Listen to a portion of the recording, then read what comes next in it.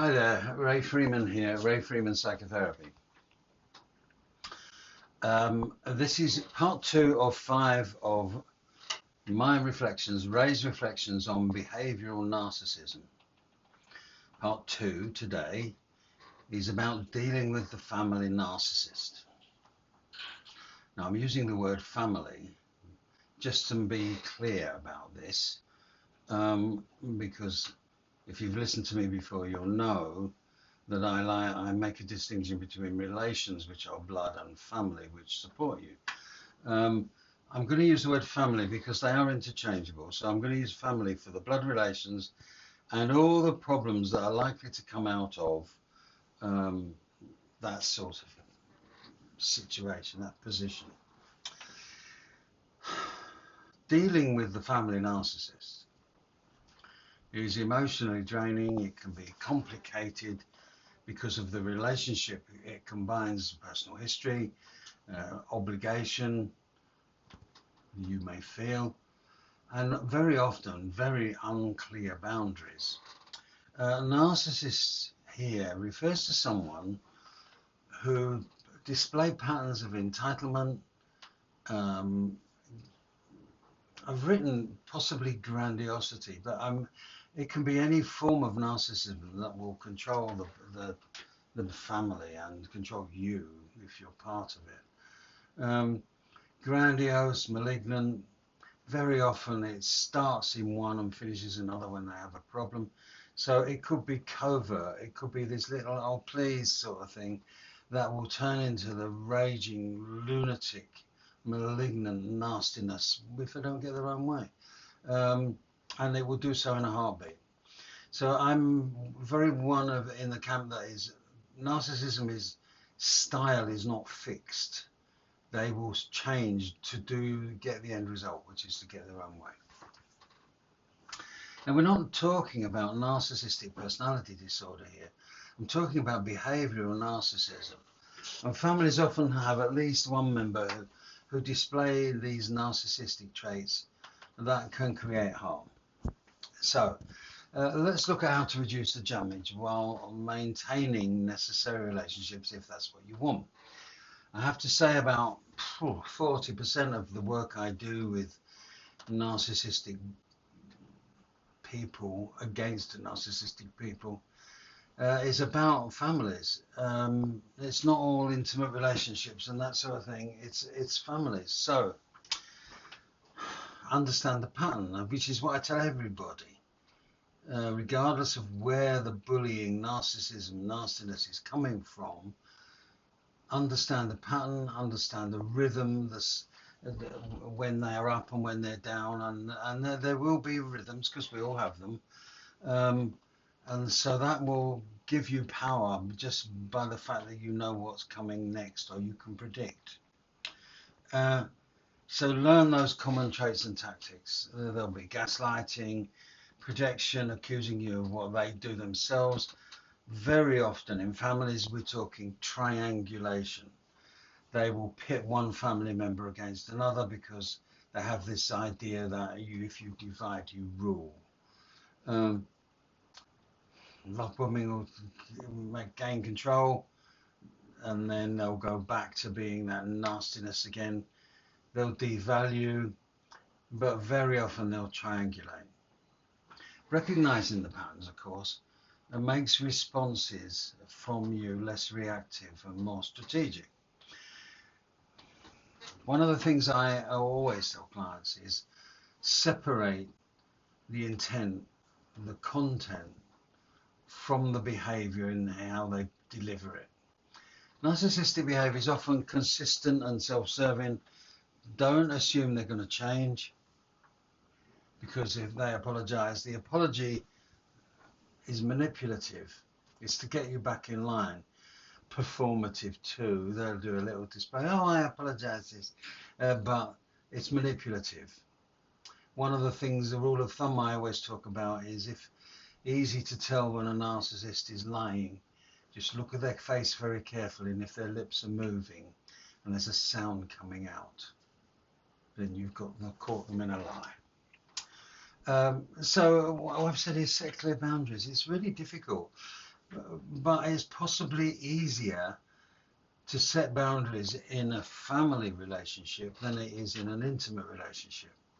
You're not cheek by jowl, you're not sharing a bed, you're not doing all those things that make you vulnerable. In a family relationship, there is a distance. You may live somewhere else, more likely you live somewhere else if you're all grown up.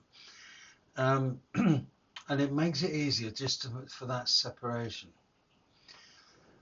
One of the simplest boundaries to put in place, first of all, is to separate the content from behavior. Very often, narcissistic people will deliver their nastiness in a forceful, I was going to say assertive, but it's not, it's an aggressive way. What I want you to do, to think about if you are subjected to this, is think about the delivery, not the content of it. And I often say to clients, separate the behavior from the content. And you can work on the behavior without touching the content. So if someone shouts at you, say, I'm not listening to you because you're not shouting at me. It doesn't matter what they're shouting. Just say, I'm not listening because you're shouting. When you've learned to calm down and talk to me like a human being, then I might listen to you. Don't give it to them. Say, I might. So by separating behavior and content, what you're doing is you're training them, you're teaching them that you will not tolerate bad behavior. So what that tends to happen is they won't change. The bad behavior will still be there, but they will be a little bit more concerned about how they deliver that bad behavior when it's you, because they want it to get across. They don't want you to walk away and say, I'm not listening because you're being rude. What they want to do is they want to get their message across. So they may change the delivery, in which case you've just scored a goal. It's absolutely clever. And if they are that little bit wary of you, once you put this in place and keep it there, then you're suddenly gaining control back on you. It must be consistent. If you let one little gap in there, they'll be all over you like a rash again. Don't do that. You must be consistent. I've had clients in the past where, well, I can remember one where there was work bullying. I think this was in Canada. I don't even think it was over here or in America even. I think it was Canada. And these two people were directors, and the man was bullying the woman dreadfully, swearing, nastiness, and board meetings. And I said to her, just leave. Get up and say, I'm not listening to this because you're being rude. If you want to tell me something, you know, like my partner. That's how you should be. And he followed her out of the room, and she was so clever. She went all the way out to the car park, got in a car and drove away. I thought that was brilliant. I didn't sell that. I didn't think it would go that far, so I never said anything. But she thought it through. I've got to get away from him. Excuse me. That's the key. The behavior must be nice. I want to use the word nice. You can also use the, you know, like you can keep your interactions with them factual, unemotional. The word I use is consistent. But lots of my colleagues talk about grey rock and all this, and I don't particularly like labels like that. But if you are consistent and show less of your vulnerability. Prime example, a story that's worth repeating. Just imagine that the narcissist in the family has a hand grenade and you're in a foxhole, hidden. Now what do? If they wanted to destroy you, they would throw this this hand grenade into the foxhole and finish you off. But they don't do that. What they do is they throw it next to the foxhole and you take cover, boom, and out you come, running and feeling vulnerable. transpose that into modern times with no hand grenades, and what they do is they throw this little grenade at you, but they're looking for your response, because it's your response that becomes vulnerable. If you play down those responses, they've got nothing to shoot at. Does that make sense? Think about that. So limit the contact. That's the way I would do it. Be sure of your finances, but expect this triangulation.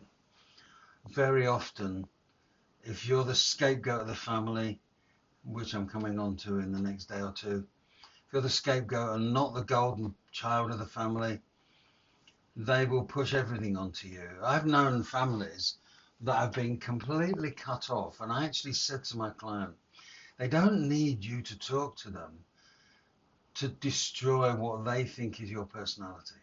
They will call you names just because you're who you are, not the fact that you have to be near them.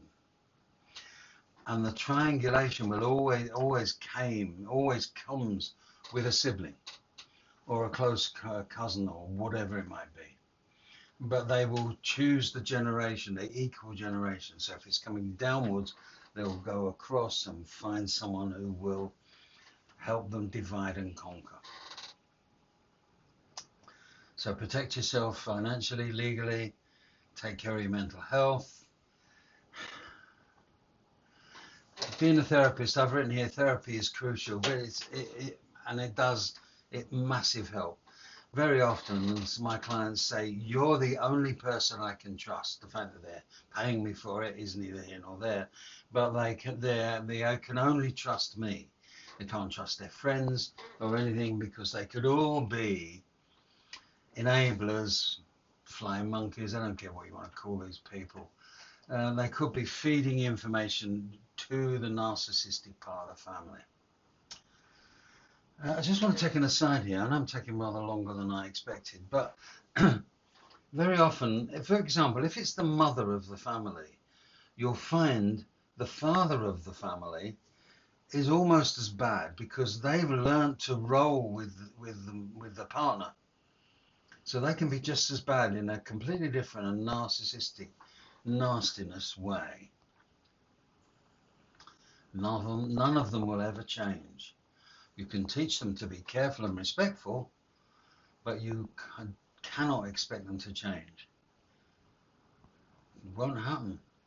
They're not projects. They're not work. They are these people that are nasty to you. Deal with what you've got in front of you. They're not going to change. What you need to do is, and these decision-making processes are never written in stone. I have current clients that one of whom has completely cut off the family and feels brilliant about it, and another, different continent, but another that keeps the family at arm's length and sees them, well, they know they have friends or relations, friends of family, proper friends, near where the parents live. And they'll say something like, well, when I go there, I might drop in and say hello, but I won't warn them, because what happens is they're preparing the grenades, they're pulling the pins out. So whatever form you need to take control back and rebuild your self-worth, just try giving yourself the compassion you show other people. Just try it for a while. You give other people compassion. It's like the builder's house that's a mess. Everybody else's house looks brilliant, but his own house is a mess. And the reason I don't want you to be the same. Give yourself the compassion you allow other people. So for now, that's enough for today. And tomorrow will be, let me just check. I've forgotten already. Comparing the scapegoat to the golden child. That's going to be fun. So that will be tomorrow's. This is the 2nd. So if you want to talk to me, rayfreemanpsychotherapy.com. That's the quickest way to get in touch with me. I am on Instagram, Ray Freeman Official. We've had to change it, so we've started again. I'm on Facebook, Ray Freeman Psychotherapy, and I can't. Oh, and YouTube too. So talk to me. Yesterday I mentioned an idea that if there's enough people who are interested in doing, say, 5 1-hour sessions as a group for support in these things, and we can look into them in more detail and more specifically to each individual, let me know. If you're interested and there's enough of you, I'm thinking maybe 6 to 10 people in a group. It'll be costed accordingly. It won't be anything like what I charge for therapy. Let me know if you think it might help you. Okay, that's it for today. The next, like I say, is comparing the scapegoat to the golden child. Oh, that's going to be fun. Okay, in the meantime, thank you for listening and stay safe and well. Bye for now.